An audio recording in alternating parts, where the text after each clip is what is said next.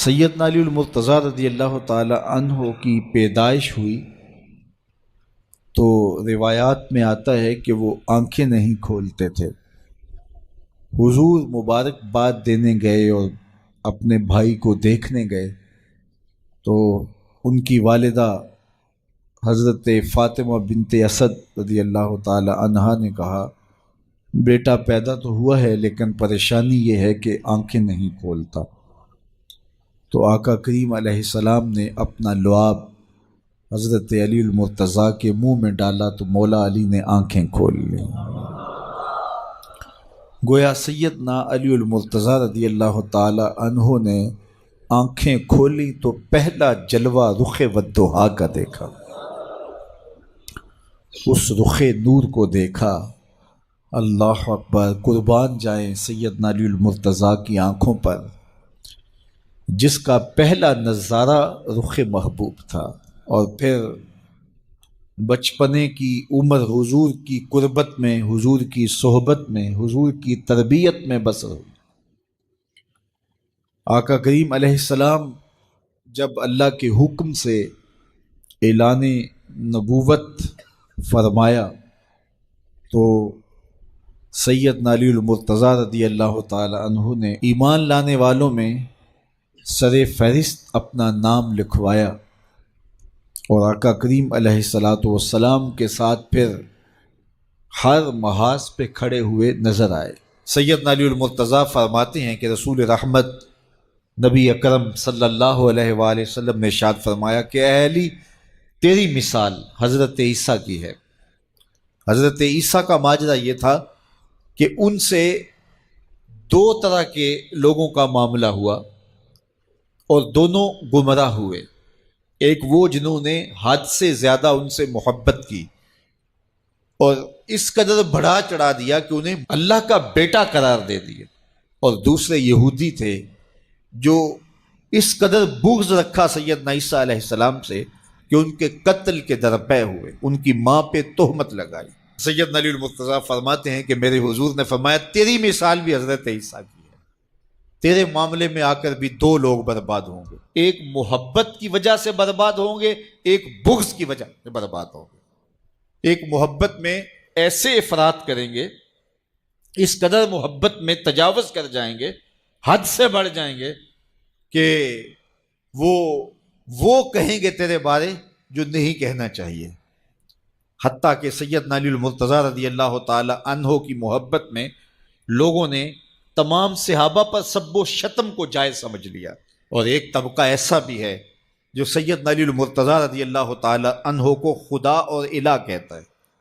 یہ نصیری سیدنا علی المرتضیٰ رضی اللہ تعالی عنہ کو الہ کہتے ہیں، علی اللہ کا نعرہ لگاتے ہیں۔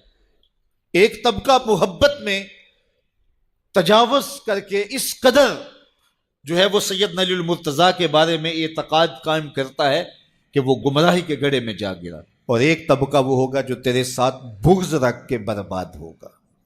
سیدنا علی المرتضیٰ رضی اللہ تعالیٰ عنہ کا نام بھی گوارا نہیں ہوگا۔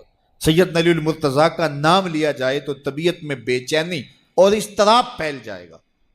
اور ایک طبقہ ایسا ہے نواسب کا، نواسب باقاعدہ 10 محرم کو سیدنا علی المرتضیٰ رضی اللہ تعالی عنہ کے شہزادے کی شہادت کے دن کو عید کے طور پہ منایا کرتے ہیں۔ وہ نئے نئے کپڑے پہنتے ہیں، انواع اقسام کے کھانے کھاتے ہیں اور ایک دوسرے کو مبارکیں دیتے ہیں اور گلے ملتے ہیں۔ تو نواسب سیدنا علی المرتضیٰ اور خاندان نبوت کے ساتھ بغض رکھنے کی وجہ سے برباد ہوئے، اور جو نصیری اور وہ طبقات جو حضرت سیدنا علی المرتضیٰ کے ساتھ محبت کے ازدیاد میں یہاں تک جا پہنچے کہ انہیں ابن اللہ کہہ دیا، یا ان کی محبت کے اندر جلیل القدر ہستیوں پر تان و تشنیع کے تیر برسائے، تو یہ گمراہی کے گڑھے میں جا گرے۔ تو میں کہتا ہوں انہیں مبارک ہو جو سیدنا علی المرتضیٰ رضی اللہ تعالیٰ عنہ کے ساتھ وہ پیار کرتے ہیں جو شریعت اسلامیہ، شریعت بیضا کا تقاضا ہے، جس سے رسول اللہ کی آنکھیں بھی ٹھنڈی ہوتی ہیں، اصحاب رسول کی آنکھیں بھی ٹھنڈی ہوتی ہیں، اور اہل بیت رسول کے دلوں کو بھی قرار پہنچ۔ اہل بیت نبی کے گھر والے ہیں اور صحابہ نبی کے در والے ہیں، ہم کہتے ہیں گھر والوں تمہیں بھی ہمارا سلام اور در والوں تمہیں بھی ہمارا سلام۔ لوگوں نے صحابہ کے اندر لڑائیاں پیدا کر رکھی ہیں، لیکن یہ رحماء بینہم کا عملی مظاہرہ تھے، عملی ثبوت تھے، ایک دوسرے کے لیے ان کا پیار، ان کی محبت۔ حضرت علی المرتضیٰ اور حضرت سیدنا صدیق اکبر رضی اللہ تعالیٰ عنہ جا رہے ہیں کہ آگے امام حسن کھیل رہے ہیں، تو حضرت صدیق اکبر رضی اللہ تعالیٰ عنہ امام حسن کو اٹھا کر کے اپنے کندھوں پہ بٹھا لیتے ہیں اور ساتھ بولتے ہیں کہ اے حسن تو حضور کے مشابہ ہے، علی کے مشابہ تو نہیں ہے۔ اور حضرت علی المرتضیٰ رضی اللہ تعالیٰ عنہ تبسم کرتے چلے جا رہے ہیں، مسکراتے چلے جا رہے ہیں۔ ان کی تو محبت اور پیار کی کہانیاں تھیں۔ تو کہ نہ شناسی خفی راز جلی ہوشیار باش، اے گرفتار ابو بکر و علی ہوشیار باش۔ اقبال نے کہا تو خفی اور جلی کو نہیں جانتا، جو باریک جال بچھائے گئے ہیں سازشوں کے، تو ان سے آگاہ نہیں ہے۔ ابو بکر و علی کو آپس میں مقابل کھڑے کرنے والے سوچ اسلام کے خلاف گہری سازش ہے۔ مجھے بتاؤ کہ اگر حضرت سیدنا صدیق اکبر اور دیگر اصحاب کو جو حضور کی تربیت کا جوہر تھے ان کو غلط ثابت کر دیا جائے تو پھر یہ کس پہ حرف آتا ہے؟ حضور کی تربیت پہ حرف نہیں آئے گا؟ یہ سازش تھی اسلام کے خلاف۔ جو یہ بدقسمتی ہے کہ امت ان سے پیار کرنے کی بجائے آپس میں ان کے ناموں پہ الجھ رہی ہو اور یوں گروہوں میں، فرقوں میں تقسیم ہو کے رہ جائے۔ ایک کا پیار دوسرے سے دوری کا سبب بن جائے، یہ کیا ہوا؟ ماں سے پیار کرنے کا یہ مطلب نہیں ہے کہ باپ غلط ہے، اور باپ سے پیار کرنے کا مطلب یہ نہیں ہے کہ ماں سے نفرت کی جائے اور ماں سے دور ہٹ جائے۔ ان کے اپنے اپنے فرائض ہیں، اپنے اپنے منصب ہیں۔ بھائیوں سے پیار کرنے کا مطلب یہ نہیں ہے کہ بہنوں کا انکار کر دیا جائے، بہنوں سے پیار کرنے کا مطلب نہیں ہے کہ بھائیوں کی محبت کا انکار کر دیا جائے۔ اہل بیت کی محبت کا قطعاً یہ معنی نہیں ہے کہ صحابہ پر سب و شتم کیا جائے، اور صحابہ سے محبت کا معیار یہ نہیں ہے کہ اہل بیت کا نام سن کے چیں بجبی ہو جائیں اور چہرے کا جو ہے وہ رنگ بگڑ جائے۔ ہم صحابہ کو بھی مانتے ہیں، اہل بیت کو بھی مانتے ہیں، اس لیے کہ یہ دونوں مشکات نبوت سے پھوٹنے والی کرنیں ہیں، یہ حضور علیہ السلام کے فیضان کا عکس ہیں، اور صحابہ میں اور اہل بیت میں آپس میں منافات نہیں تھی۔ تو یہ تو رحماء بینہم کا عملی ثبوت تھے، عملی روپ تھے، لیکن ہم ان کے اندر منافات کھڑی کر دی اور ان کو دو الگ خانوں میں بانٹ دیا۔ اللہ اکبر۔ کسی نے کہا کہ اہل بیت اور صحابہ ہماری آنکھیں ہیں، تو معترض نے کہا دائیں کون سی ہے اور بائیں کون سی ہے؟ اس نے کہا آنکھیں دائیں بائیں نہیں ہوتی، آنکھیں ایک ہی ہوتی ہیں۔ تو ان کی محبت ہمارا ایمان ہے، کیونکہ محبتوں کا مرکز ذات رسالت مآب صلی اللہ علیہ وسلم، پھر وہاں سے جس کو بھی حضور سے تعلق ہوگا وہ محبت اس سے پیدا ہو جائے گی۔ یار محبوب تو محبوب رہا، اللہ نے ان گھوڑوں کی قسمیں کی ہیں جو محبوب کے غلاموں سے جڑ گئے۔ قرآن اٹھائیے، والعادیات دبھا فالموریات قدھا فالمغیرات صبحا فاثرن بہ نقعا فوسطن بہ جمعا۔ محبوب تیری ہی نہیں، تیرے غلاموں کی نہیں، تیرے غلاموں کے گھوڑوں کے پاؤں سے لگی ہوئی کھریوں کے ٹکرانے سے، پتھروں سے جو شرارے نکلتے ہیں، میں خدا ان شراروں کی بھی قسم کرتا ہوں۔ محبوب تیرے غلاموں کے گھوڑوں کے پاؤں کے ٹکرانے سے جو گرد اڑتی ہے، اڑتی ہوئی دھول کی بھی قسم کرتا ہوں، اور ان گھوڑوں کے سینوں سے جو آواز نکلتی ہے، میں رب ہو کے اس آواز کی بھی قسم کرتا ہوں۔ اور تم الجھے ہوئے ہو یہاں ابو بکر و علی میں۔ لا اقسم بہذا البلد، مجھے قسم ہے شہر کی، مکہ کی قسم کیوں؟ وانت حل بہذا البلد، اس لیے محبوب اس شہر کی گلیوں میں تو خرام ناز جو کرتا رہا ہے۔ جہاں محبوب خرام ناز کریں وہ گلیاں اچھی لگیں۔ مدینے کی مٹی میں بھی شفا ہے یار، جس شہر کی مٹی میں شفا ہوگی، اور شفا ہوئی کیوں؟ اقبال بولا خاک طیبہ از دو عالم خوش ترست، آن خنک شہرے کے آنجا دل برست۔ کہا کہ اس مٹی میں شفا اس لیے پیدا ہوئی کہ یہاں قدم حضور کے لگے، تو وہ ذرے خاک کے بھی شفا بن گئے۔ جن ذروں کو حضور کے شہر سے نسبت ہو گئی تو جس کو جگر کا ٹکڑا کہا، اور جو مزار کا بھی ساتھی اور غار کا بھی ساتھی ہے، تو ان کی عظمت کیا؟ ہم ہوتے کون ہیں کہ ہم جو ہے وہ ان کی عظمتوں کو تولنے بیٹھ جائیں؟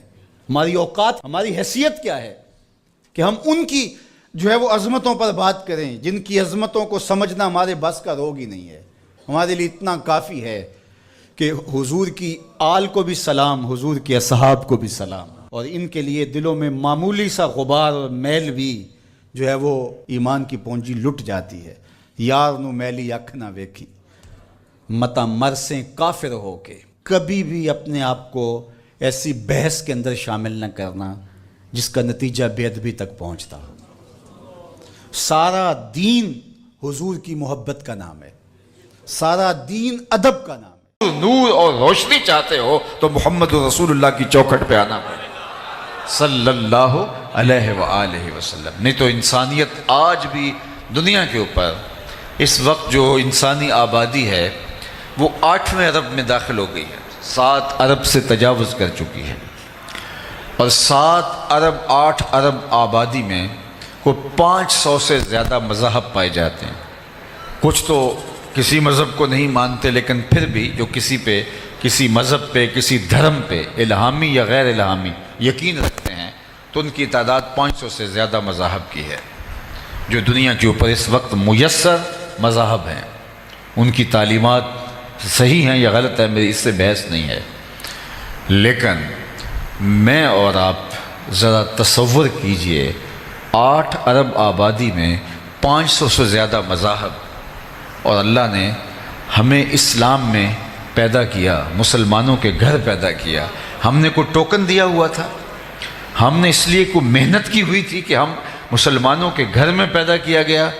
یہ محض اس کا کرم ہوا، اور ہمارے والد صاحب مسجد سے مولانا کو بلا لائے اس وقت کہ جب ہم حرف و صوت سے بھی آشنا نہیں تھے، ابھی ماں کی بولی بھی سمجھ نہیں لگے تھے، اور مولانا نے آ کے کان میں عربی میں اذان دی، گویا وہ مبارک دے رہے تھے کہ مبارک ہو تو حضور کا غلام بن کے آ رہا ہے، شاہوں سے ملا ہے نہ تونگر سے ملا ہے، اللہ کا عرفان اسی در سے ملا ہے، اوروں کو ملا ہے تو مقدر سے ملا ہے، مجھ کو تو مقدر بھی تیرے در سے ملا ہے، میری خوش بختی کہ میں تیرا امتی، یہ میرے مقدر۔ ساری زندگی اس نعمت کا شکریہ ادا کرتے رہے، حق شکر ادا نہ ہو۔ یہ ایک دن کی محفل میلاد کیا، ساری زندگی ان کے نام لگا دیں، حق شکر ادا نہ ہو۔ چونکہ ہمیں اللہ نے یہ سعادت نصیب فرمائی، 12 نبیوں نے آرزویں کی ہیں، کتب میں آتا ہے حضور کی امت میں ہونے کے لیے 12 پیغمبروں نے آرزویں کی ہیں، ہم نے تو کوئی آرزو نہیں کی تھی۔ اللہ اکبر۔ نبی منتظر رہے، کوئی ہاتھ پھیلا کے دعا مانگتا رہا، ربنا وابعث فیہم رسولا، مالک آنکھیں بوڑھی ہو گئیں اب اسے بھیج بھی دے۔ کوئی کہہ رہا ہے مبشرا برسول یات من بعد اسمہ احمد، چلو میں نام بھی بتا دیتا ہوں، یہ حضرت عیسیٰ تھے، لوگوں میں نام بھی بتا دیتا ہوں، ان کا نام احمد ہوگا۔ ایک حواری کھڑا ہوا، حضرت جس کے قصیدے آپ بھی پڑھ رہے ہیں، کیا آپ سے بھی افضل ہوگا؟ ہر مرید سوچتا ہے میرے پیر کا جوڑ نہیں ہے، ہر شاگرد کہتا ہے میرا استاد تو پھر میرا استاد ہے، کارکن کہتا ہے میرے لیڈر کا مقابلہ ہے ہی نہیں، امتی بھی سوچتا ہے میرا نبی تو پھر میرا نبی ہے۔ لیکن جب نبی خود قصیدے کسی کی پڑھ رہا ہو تو حیرت تو ہوگی۔ تو حواری نے کہا حضرت جس کے قصیدے آپ بھی پڑھ رہے ہیں کیا آپ سے بھی افضل ہوگا؟ تو سنو حضرت عیسیٰ نے کیا جواب دیا۔ انجیل برنباس کے اندر آج بھی یہ لفظ موجود ہیں، جبکہ یہ محرف کتاب ہے، تحریف راپ آ گئی ہے، انہوں نے بہت ساری اس کتاب سے چیزیں نکال پھینکی ہیں، لیکن اس کے باوجود اس تحریف شدہ کتاب میں انجیل برنباس کے نسخے میں یہ لفظ آج بھی موجود ہیں۔ جب حواری نے کہا حضرت جس کے قصیدے آپ بھی پڑھ رہے ہیں کیا وہ آپ سے بھی افضل ہوگا؟ حیرت میں ڈوب کر جب سوال کیا تو حضرت عیسیٰ کیا جواب دیتے ہیں؟ تمہارے سینے ٹھنڈے ہو جائیں گے، تمہاری آنکھوں کو ٹھنڈک محسوس ہوگی، تمہاری روح سرشار ہو جائے گی۔ حضرت عیسیٰ نے کہا افضل ہونے کی بات پوچھتے ہو، وہ تو اتنی عظمتوں کا حامل ہے، اگر اس کے نالین کے تسمے کھولنے کی سعادت ابن مریم کو مل جائے تو یہ بھی مقدر کی بات ہے، یہ بھی بخت کی بات ہے، وہ تو اتنی شانوں کا مالک ہے، اور وہ میرے اور آپ کے آقا و مولا ہے۔ کسی نے کہا بری نازم کہ ہستم امتے، تو میں اس بات پہ ناز کرتا ہوں کہ حضور میں آپ کا امتی ہوں۔ بری نازم کہ ہستم امتے تو گناہ گارم و لیکن خوش نصیبم، گناہ گارم و لیکن خوش نصیبم، میں گناہ گار ضرور ہوں لیکن اللہ نے میرے مقدر ایسے رکھے کہ مجھے آپ کا غلام بنایا۔ تو یہ میرے اور آپ کے بخت۔ اور صاحب ایک تو مجھے حیرت ہوتی ہے کہ جب آج امت اس بات پہ لڑ رہی ہے کہ حضور کے ذکر کی مجلس کو برپا کرنا ہے یا نہیں کرنا، ابھی بھی یہ لڑائی ہوگی۔ میں پوچھتا ہوں کبھی ایسا ہوا ہے کہ پھولوں کا تذکرہ ہو رہا ہو اور بلبل کہے کہاں لکھا ہوا ہے؟ بات شمع کی ہو رہی ہے اور پروانہ دلیلیں ڈھونڈ رہا، اور یہ بھی نہیں کبھی ہوا کہ بات محبوب کی ہو رہی ہے اور محب کہے کہاں لکھا ہے۔ محب کے لیے اس سے بڑا کوئی سرمایہ نہیں کوئی اس کے محبوب کا ذکر چھیڑ دے، اس سے بہتر کوئی اس کے لیے خوشی کا سامان نہیں ہے۔ مطرب سے کہو کہ چھیڑے ذرا اس جان تمنا کا قصہ، فرقت کے بھیانک لمحوں میں کچھ دل کو سہارا ہو جائے۔ یہ تو ٹھنڈک ہے دل کی۔ شیخ مہدی الفاسی مطالع المسرات شرح دلائل الخیرات میں لکھتے ہیں، حضور کا ذکر سن کر جس شخص کے کلیجے میں ٹھنڈ نہیں پڑتی، اس کے سینے میں دھڑکنے والا دل کسی مومن کا دل ہی نہیں ہے۔ یہ ہو ہی نہیں سکتا کہ قرار نہ پہنچے، تسکین نہ پہنچے۔ ہم نے تو اس محبت کو، اس پیار کو، حضور کی اس الفت کو عمل کے لیے مہمیز بنانا ہے۔ ہم نے تو اپنی زندگی حضور کے نام کرنی ہے۔ یہ 2 پہر کا 4 پہر کا میلاد اور یہ ذکر کی مجلسیں اور پورے مہینے میں 1 دن کا محفل میلاد، یہ کیا ہوا؟ ہم نے تو پوری زندگی ان کے نام لگانی ہے۔ ہم تو جئیں گے تو حضور کے لیے، ہم تو مریں گے تو حضور کے لیے۔ ہم نے ان کے بتائے ہوئے طریقے کے مطابق زندگی گزارنی ہے۔ آقا کریم علیہ السلام نے ہمیں یہ درس دیا۔ اللہ کے محبوب علیہ السلام ایک دن وضو فرمایا اور صحابہ وضو کا پانی زمین پر نہیں گرنے دیتے، وہ پانی کسی کے ہاتھوں پہ ہوتا ہے اور وہ اپنے چہروں پہ مل لیتے ہیں، اور جس کو وہ پانی میسر نہیں آتا وہ کسی کے گیلے ہاتھوں سے ہاتھ رگڑ کے اپنے چہرے پہ مل لیتے ہیں۔ آقا کریم نے جب محبت کے اس مظہر کو دیکھا تو ارشاد کیا، ما یحملکم علی ھذا، صحابہ تمہیں اس بات پر کس نے ابھارا ہے کہ تم میرے وضو کے پانی کو زمین پر نہیں گرنے دے رہے؟ حضور نے یہ حکم نہیں دیا تھا ان کو، یہ ان کی اپنی محبت کا تقاضا تھا۔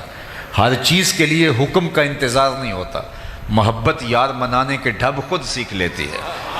محبوب کو کیسے راضی کرنا ہے، محبوب کے ساتھ محبت کا اظہار کیا ہے، اس کا سلیقہ اور اس کا کرینہ کیا ہوگا، محبت خود راہیں تلاش کرتی ہے۔ پانی ہڑا نو لوڑ کی راہ براں دی، پہنچے آپ دریا سرکار یارا۔ وہ تھوڑا سا پانی ہو تو اس کے لیے راستے بنائے جاتے ہیں کہیں جذب نہ ہو جائے، لیکن جب طوفان کی شکل میں، سیلاب کی شکل میں پانی آئے تو پھر اس کے لیے راستے نہیں بنائے جاتے، وہ اپنی راہیں خود تلاش کرتا ہے اور آگے بڑھتا چلا جاتا ہے۔ جب عشق آتا ہے، محبت آتی ہے تو پھر یار منانے کے ڈھب بھی آ جاتے ہیں۔ تو حضور نے فرمایا، ما یحملکم علی ھذا، میں نے تو یہ حکم نہیں دیا۔ ایک دن حضور علیہ السلام نے پچنے لگوائے اور ایک لگن میں خون جمع کر لیا گیا، تو آقا کریم نے ایک صحابی کو دیا کہ اس کو لے جاؤ اور جا کے کسی ایسی جگہ اس کو بہا دو، ٹھکانے لگا دو جہاں کسی کے قدم نہ پہنچیں۔ وہ گئے، ایک پتھر کی اوٹ میں بیٹھ کے خود نوش جاں کر لیا۔ جب واپس پلٹے تو آقا کریم نے فرمایا، ٹھکانے لگائے؟ جی حضور، ایسی جگہ پہ جہاں کسی کے قدم نہیں پہنچیں گے۔ حضور مسکرائے اور فرمایا، لعلک شربت، شاید تم نے پی لیا ہے۔ قال نعم، جی جی حضور، میں نے کہا ایسا مشروب کہاں ملے گا، حضور کا خون میرے خون میں شامل ہو جائے۔ حضور ناراض نہیں ہوئے کہ تم نے یہ کیا کیا، میں نے تو بہانے کا کہا، تم نے پی لیا، لیکن حضور نے جو لفظ کہے وہ سنیے، یا غلام قد حررت نفسک من النار، اے بیٹے تو نے اپنے آپ کو آتش دوزخ سے بچا لیا۔ تو حضور کے وضو کے پانی کو صحابہ زمین پر نہیں گرنے دیتے۔ تو آقا کریم نے فرمایا، ما یحملکم علی ھذا، تمہیں اس بات پر کس نے ابھارا ہے، میں نے تو حکم نہیں دیا۔ تو انہوں نے کہا، حب اللہ و رسولہ، اللہ اور اس کے رسول کی محبت نے۔ تو اللہ کے محبوب نے پھر ارشاد فرمایا، جو یہ چاہے اللہ اور اس کے رسول سے محبت کرے اور اللہ اور اس کا رسول اس سے محبت کرے، اس کو 3 کام کرنے چاہیے۔ یعنی تمہارا یہ عمل اپنی جگہ پہ درست، لیکن کہیں اس عمل کی کیفیت میں کھو جاؤ اور کہیں عمل سے بے نیاز نہ ہو جاؤ، تم نہیں ہوگے آنے والے اس عمل سے جو ہے وہ اس اظہار محبت سے باقی عملی زندگی سے کہیں کنارہ کش نہ ہو جائیں۔ حضور نے ایک اصول دیا، فرمایا تمہارا یہ عمل اپنی جگہ پہ، لیکن سنو، جو یہ چاہتا ہے کہ اللہ اس کے رسول سے پیار کرے، اللہ اور اس کا رسول اس سے پیار کرے، اس کو 3 کام کرنے چاہیے۔ جب بھی بولے سچ بولے، جب اس کے پاس امانت رکھی جائے خیانت نہ کرے، اور جب کوئی اس کی ہمسائیگی میں آ بسے تو مجاورت کا، ہمسائیگی کا حق ادا کرے۔ یعنی تمہارا وہ عمل اپنی جگہ پہ کہ میرے وضو کے کہ پانی کو تم زمین پر نہیں گرنے دیتے، لیکن محبت کہیں یہی نہ رک جائے اور میرا لایا ہوا نظام کہیں تمہاری نظروں سے اوجھل نہ ہو جائے، آنے والوں کی نظروں سے اوجھل نہ ہو جائے۔ تو فرمایا کہ جو چاہے کہ اللہ اس کے رسول سے محبت کرے اور اللہ اس کا رسول اس سے محبت فرمائے، تو اس کو یہ 3 کام کرنے چاہیے۔ سب سے پہلے سچ بولے، جب بھی بولے اس کی زبان سے جھوٹ نہیں نکلنا چاہیے۔ یہ مومن کی زندگی ہے، مومن سچا ہوتا ہے۔ اور ہم کیوں سچے نہیں ہوں گے؟ ہمارے نبی کو تو کافر بھی صادق و امین کہتے تھے۔ اللہ کے محبوب علیہ السلام سے پوچھا گیا کہ حضور مومن بزدل ہو سکتا ہے؟ فرمایا نہیں، بہادر ہوتا ہے، لیکن ہو سکتا ہے کبھی بزدلی بھی کر جائے، آخر بشر ہی تو ہے۔ پھر پوچھا گیا مومن بخیل ہو سکتا ہے؟ فرمایا نہیں، سخی ہوتا ہے، لیکن ہو سکتا ہے کبھی بخل بھی کر جائے، آخر بشر ہی تو ہے۔ پھر تیسرا سوال ہوا مومن جھوٹا ہو سکتا ہے؟ فرمایا جھوٹا نہیں ہو سکتا، یہ طے شدہ بات ہے، مومن ہو اور جھوٹا ہو یہ نہیں ہو سکتا۔ میں اور آپ اپنے اندر اتر کے دیکھیں، اگر بات بات پہ جھوٹ بولتے ہیں تو پھر کاہے کا اسلام اور کاہے کا دین؟ ہمیں تو بتایا گیا ہے کہ تمہاری زبان سے سچ کے علاوہ کچھ نہ نکلے۔ اللہ اکبر! جو شخص جھوٹ بولتا ہے اس کے منہ سے بدبو نکلتی ہے، جو عام لوگ تو نہیں سونگھ پاتے، لیکن اللہ کے نورانی فرشتے اس کو سونگھتے ہیں، اس کو محسوس کرتے ہیں اور 1 میل پیچھے ہٹ جاتے ہیں۔ اب مجھے بتائیے، جو رحمت کا پارسل لے کے رحمت کی ڈلیوری دینے ہمارے گھر آ رہے تھے، تو گھر سے نکلتے ہوئے بدبو کے بھبوکوں کی وجہ سے پیچھے ہٹ گئے۔ اور اگر گھر میں باپ بھی جھوٹ بولتا ہے، ماں بھی جھوٹ بولتی ہے، بچے اور بیٹیاں بھی جھوٹ بولتی ہیں اور بہویں بھی جھوٹ بولتی ہیں، وہاں سے تو جو ہے وہ بدبو کے بھبوکے اٹھ رہے ہوں گے، فرشتے کتنے دور چلے گئے ہوں۔ تو اب گھر میں بے برکتی، نحوست اتر آئی، چونکہ جو فرشتے لانے والے تھے رحمت، وہ باہر شہر سے کھڑے ہیں۔ اور ہم نے سمجھا شاید کسی نے تعویذ ڈال دی ہے، ہم نے سمجھا شاید کسی نے ٹونا کر دیا، ہم بھاگے عامل کے پاس، اور عامل صاحب تو ٹھیا لگا کے بیٹھے اسی کام کے لیے تھے۔ انہوں نے کہا تم وقت پہ آگے ہو، ورنہ 2 گھنٹے بھی لیٹ ہوتے تو یہ چل جانے تھے، اب تمہیں اتنے منگل آنا پڑے گا، اتنے بدھ آنا پڑے گا۔ اور جس کو نہانا بھی نہیں آتا تو لوگ جا کے وہاں بیٹھے ہوتے ہیں۔ مسئلہ کیا ہے؟ مسئلہ یہ ہے کہ رحمت کے فرشتے گھر میں نہیں آ رہے، بدبو کی وجہ سے، جو جھوٹ کی وجہ سے پھیلی ہے، تعفن کی وجہ سے، اس عفونت کی وجہ سے وہ شہر کے باہر کھڑے ہیں، گاؤں کے باہر کھڑے ہیں، ہاتھوں میں پارسل لیے ہیں ہمارے حصے کے، لیکن ان گلیوں میں داخل نہیں ہو سکتے، بدبو اتنی پھیلی ہوئی ہے۔ اور ہم نے سمجھا کسی نے تعویذ ڈال دی ہے، بلکہ وہ عامل کہتے ہیں بندش کر دی ہے۔ یہ ایک عجیب اصطلاح ہے۔ رزق کھولتا بھی اللہ ہے، رزق بند بھی اللہ کرتا ہے۔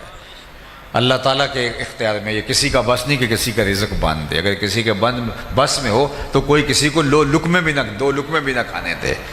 رزق اللہ نے اپنے ذمہ کرم پہ رکھا۔ وَمَا مِن دَابَّةٍ فِي الْأَرْضِ إِلَّا عَلَى اللَّهِ رِزْقُهَا۔ زمین پہ چلنے اور رینگنے والی کوئی چیز نہیں جس کا رزق اس کے ذمہ کرم پہ نہ ہو۔ اور رزق اس کو بھی دیتا ہے جو اسے مانتا ہے، اور رزق اس کو بھی دیتا ہے جو اسے نہیں مانتا۔ لیکن اللہ تعالیٰ جل شانہ ہدایت اسے دیتا ہے جس کو پسند فرماتا ہے۔ تو اس لیے پہلی چیز فرمایا جھوٹ نہیں بولنا۔ دوسری بات فرمائی جب تمہارے پاس امانت رکھی جائے اس میں خیانت نہیں کرنا۔ اللہ اکبر! کوئی چیز رکھی جائے امانت کے طور پہ، وہ مرئی چیز ہو، مبصر چیز ہو، یہ تو بڑی بات ہے۔ ہمارے دین نے تو ہمیں یہاں تک بتایا کہ اگر تم سے کوئی بات کرے اور بات کرتے ہوئے دائیں بائیں دیکھے تو اس کا مطلب یہ ہے وہ چاہتا ہے کہ یہ میری بات کوئی اور نہ سنے۔ فرمایا تمہارے اوپر وہ بھی واجب ہے کہ اس بات کو کسی تک نہ پہنچائے۔ یعنی تمہارے سے کوئی بات کرتا ہوا دائیں بائیں دیکھے تو وہ بات بھی امانت بن جاتی ہے۔ چہ جائے کہ کوئی چیز لا کے تمہارے پاس رکھے اور بعد میں تم ہڑپ کر کے بیٹھ جاؤ اور تمہاری دینداری میں فرق ہی نہ آئے، لوگوں کی جائیدادوں پہ قبضہ کر جاؤ، لوگوں کی زمینوں پہ قبضہ کر جاؤ، لوگوں کے گھروں پہ قبضے کر جاؤ، لوگوں کا مال کھا لو، اور پھر بعد میں عمرے اور حج کرو۔ وہ عمرے اور حج اس کھائے ہوئے مال کا کفارہ نہیں ہو سکتے، یہ دینا ہی پڑے گا۔ جس نے کسی کی 1 انچ بھی دبائی، کل قیامت کے دن 7 زمینوں کا توق اسے گلے میں ڈال دیا جائے گا۔ اس دن تو ایک عمل کا حساب ہونا ہے۔ تو امانت اگر تمہارے پاس رکھی جائے تو اس میں خیانت نہیں کرو گے۔ اور تیسری بات فرمائی کہ جو ہمسائے ہیں ان کے حقوق کا خیال رکھنا۔ اللہ اکبر! جو اللہ اور پچھلے دن پر ایمان رکھتا ہے وہ مہمان کی تعظیم کرے اور ہمسائے کی تکریم کرے۔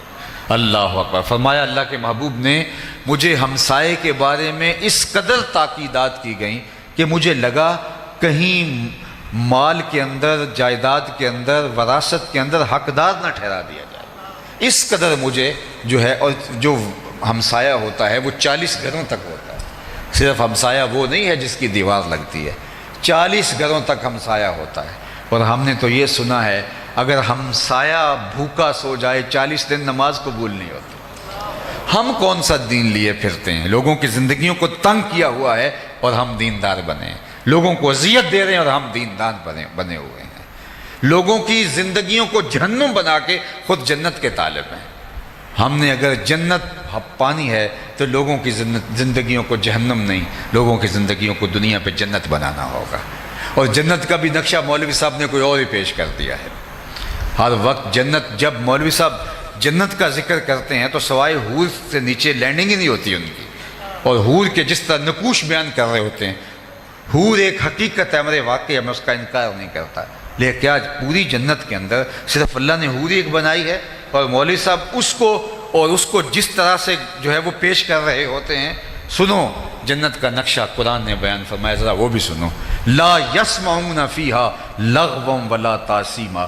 جنت ایسا مقام ہے جہاں سننے کے لیے آپ کو ایسی بات نہیں ملے گی جو آپ کی طبیعت پہ بوجھ ہو، آپ کے کانوں پہ بوجھ ہو. ہم باہر جنریٹر لگا دیا اور اپنی تو کھڑکیاں بند کر لی اور ہمسائے کی کھڑکیاں بھی نہیں ہیں اور گرمی الگ ہے اور ہم چین سے سو گئے اور اس جنریٹر کے شور نے ہمسائے کو اذیت میں مبتلا کر رکھا ہے. اور ہم سمجھتے ہیں کہ جناب ہم تو چین کی نیند سوئے اور ہم جنت کے مستحق ہیں، ہم اس لیے سو گئے صبح اٹھ کے ہم نے نماز جماعت سے پڑھنی ہے. تو جو ساری رات اس کو جو ہے اس شور و غل کی سولی پہ لٹکائے رکھا، اس کا حساب کون دے گا؟ جنت کا یہ نقشہ ہے، لا یسمعون فیہا لغوا ولا تاثیما. وہاں کوئی لغو بات اور جس کو اسم کہا جا سکتا ہے، گناہ کا جس پر اطلاق ہو سکتا ہے، وہ جنت کا نقشہ نہیں ہے.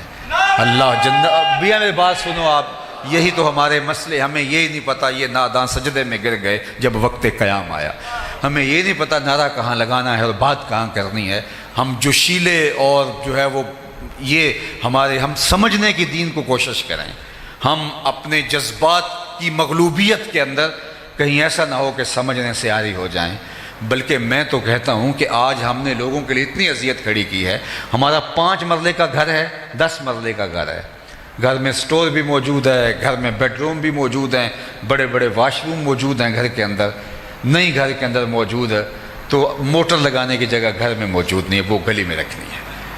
اندر 3 سیڑھیاں اندر کی جانب نہیں کر سکتے، 5 فٹ کی 6 فٹ کی گلی کے اندر 6 سیڑھیاں باہر نکالنے ہیں، جس سے اندھیرے میں لوگ ٹکراتے ہیں اور ہم سمجھتے ہیں کہ شاید یہ ہمارا استحقاق ہے. یہ ہمارا استحقاق نہیں ہے، یہ ایک جابرانہ نظام ہے. ہمیں راستوں کو کشادہ کرنے کا کہا گیا ہے. ایک پاکیزہ معاشرت جو لوگوں کے لیے، خیر الناس من ینفع الناس. تم میں سے بہتر کون ہے؟ جو لوگوں کے لیے بہتر ہے. ہم لوگوں کو ضرر دے کے، تکلیف پہنچا کے اور جو ہے وہ لوگوں کی جو مفاد عامہ کی چیزیں ہیں ان کو نقصان پہنچا کے سمجھتے ہیں کہ ہم جنت کے حقدار بن گئے. تو صاحب ہمارا دین ہمیں کیا سکھاتا ہے؟ تو اللہ کے محبوب نے کیا فرمایا؟ تمہارا یہ عمل کہ تم میرے وضو کے پانی کو زمین پر نہیں گرنے دیتے مبارک ہے، اس کی نفی نہیں کی، لیکن فرمایا یہ 3 باتیں بھی یاد رکھو. جب بھی بولنا سچ بولنا، کبھی جھوٹ نہ بولنا. تمہارے پاس جب امانت رکھی جائے تو کبھی خیانت نہ کرنا. تیسری بات فرمائی، جو تمہاری ہمسائیگی میں آبسے فرمایا اس کی مجاورت کا خیال رکھنا. میں آپ کو اگر بتاؤں کہ شرک کے بعد سب سے بڑا گناہ کیا ہے جو اللہ کے محبوب نے بیان فرمایا، شرک کے بعد سب سے بڑا گناہ ہمسائے کی عورت کے ساتھ گناہ کرنا ہے. چونکہ ہمسایہ ماں جایا ہوتا ہے تو یہ ایک پردہ ہوتا ہے اور اس کو ایک آسرا ہوتا ہے کہ یہ میرا ہمسایہ ہے. تو اللہ کے محبوب نے شرک کے بعد سب سے بڑا گناہ حلیلہ تو جارے ہی فرمایا کہ جو ہے وہ ہمسائے کی عورت کے ساتھ جو ہے وہ ایسا عمل کرنا جو نامحمود ہے. تو مجھے اور آپ کو دیکھنا ہوگا کہ ہم کہاں کھڑے ہیں. اپنی اولاد کو دین کی راہوں پہ ڈالنا ہوگا. اور یہ میلاد صرف جھنڈے اٹھانے کے لیے نہیں، نعرے لگانے کے لیے نہیں، یہ میلاد ہمارے اندر کو سنوارنے کے لیے. میں جھنڈوں کا منکر نہیں ہوں، میں خود بھی جھنڈیاں لگاتا ہوں، خود بھی چراغاں کرتا ہوں، لیکن میں اس بات کا قائل ہوں کہ جھنڈیاں صرف گلیوں میں نہ لگائی جائیں، دل کے ایک ایک پرت پہ بھی نام محمد